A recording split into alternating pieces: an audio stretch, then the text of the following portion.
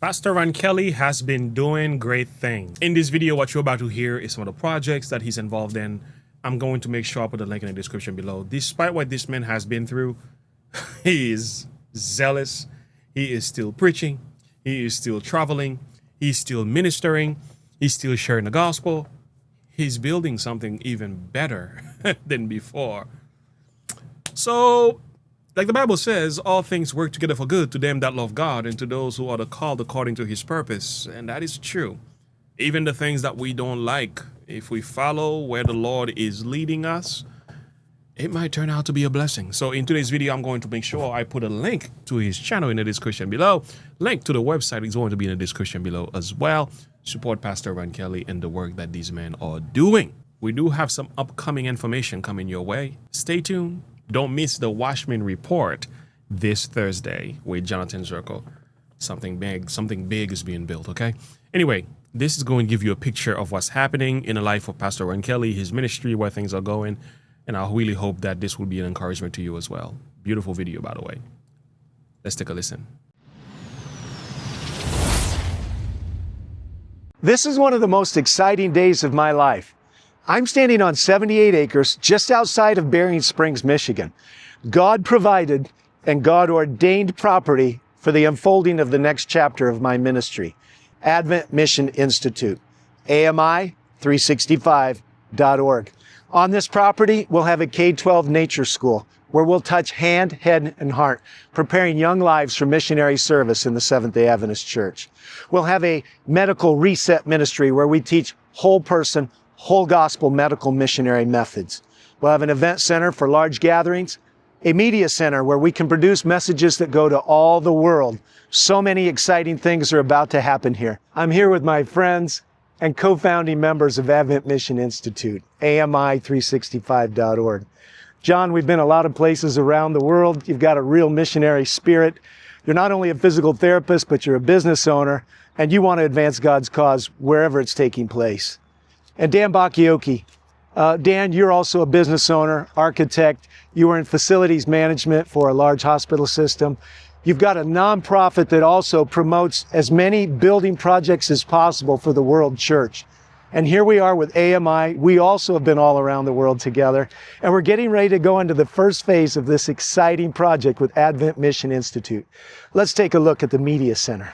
Some pretty exciting things are going to happen on this part of the property. As a matter of fact, it'll be one of the first things people see when they drive up. It used to be that everything we did in publishing was on the printed page, but now so much of it's in the digital world. Dan, what do you think is going to happen as a result of this building? This state-of-the-art media building is going to afford AMI and those that are going to serve in the ministry of serving the movement of the Adventist Church to reach the globe. And so from here, we will produce videos, audio. We will have the digital footprint that will connect the world over for those that want to have a personal connection with Christ. If you don't mind, Dan, tell us about some of the details of the building. Well, in its present design, it's 8,500 square feet. We have 2 video studios that will afford 3 to 4 different studio sets. We have a dedicated audio studio.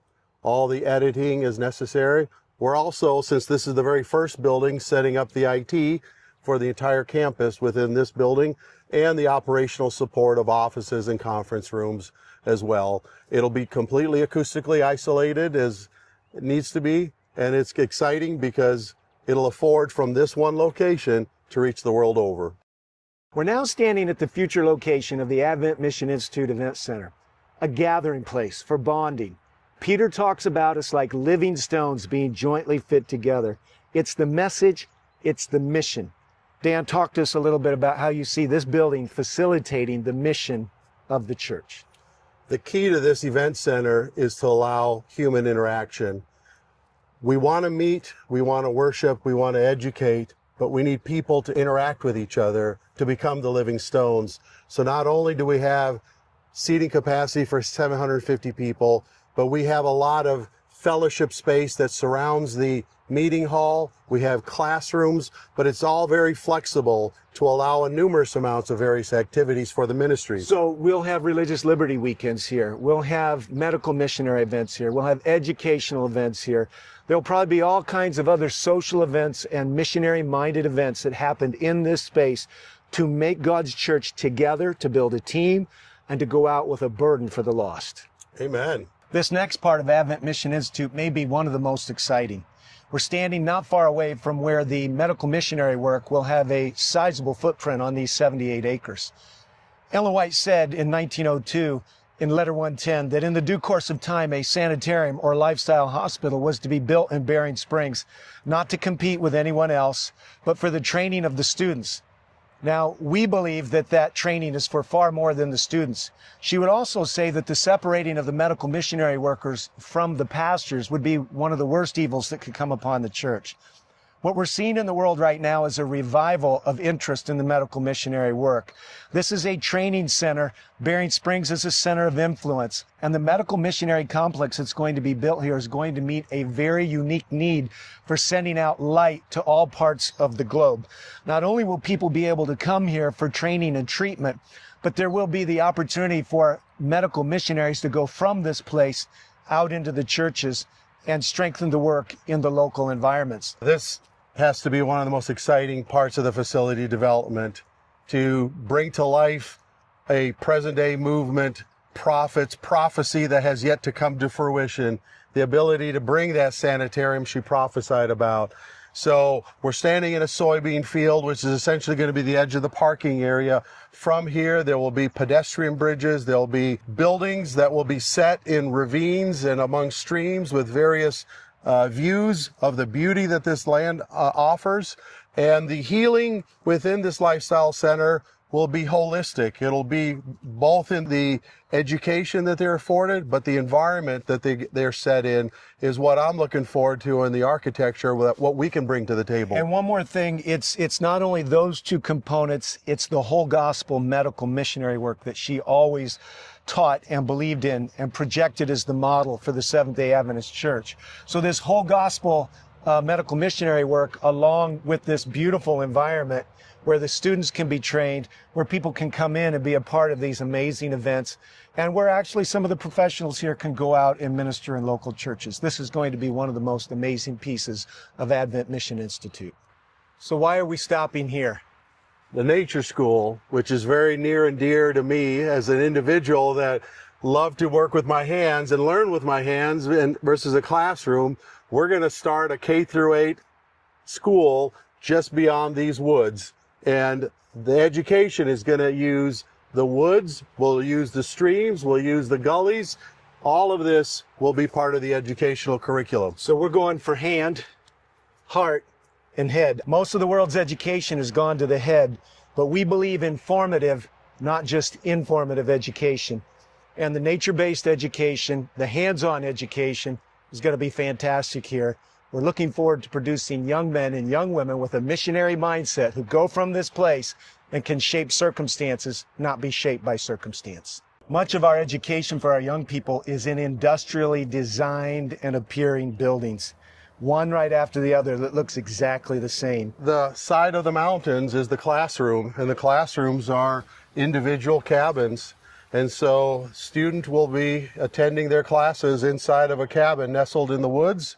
And from that, they go to a collective meeting space, which will be along the edge of this hill, which will be overlooking 8 to 10 acre lake. This is Bering Springs. There's a reason it got that name. In these hills, and we're fairly close to the river, there's streams and springs that flow down all the way to Lake Michigan. This is a low spot in the lower farm. This is where the 8 acre lake is going to be dug.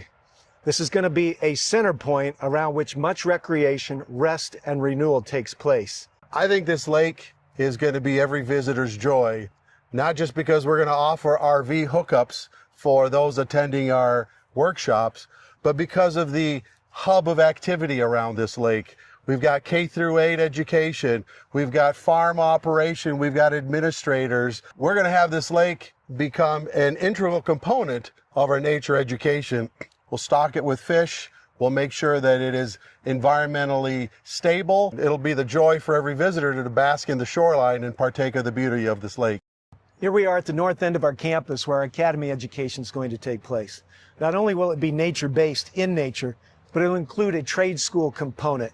High academics, hands-on learning, This way we don't leave anybody's learning style behind.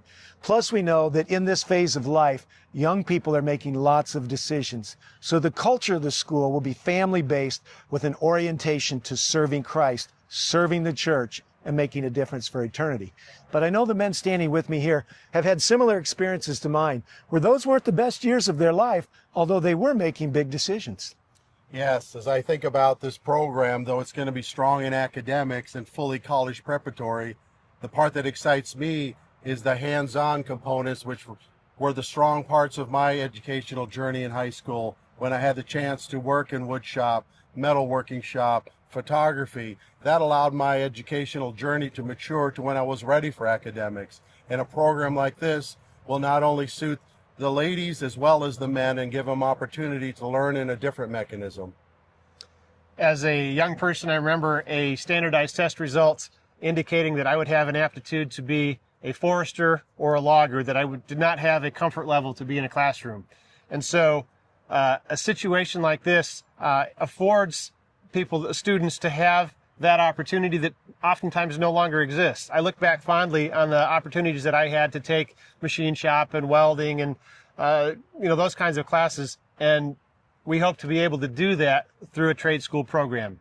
So kids don't grow up on farms and with contractor dads so much anymore, but we hope to give them the competence to be able to shape circumstances, not be shaped by them. This will be a fully functioning, wonderful experience for our young people to be pointed to service for Christ. God is doing some amazing things with Advent Mission Institute, and we're hoping that you'll partner with us.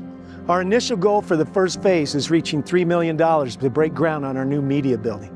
Will you consider becoming a partner with us by hitting the link below to donate or going to ami365.org?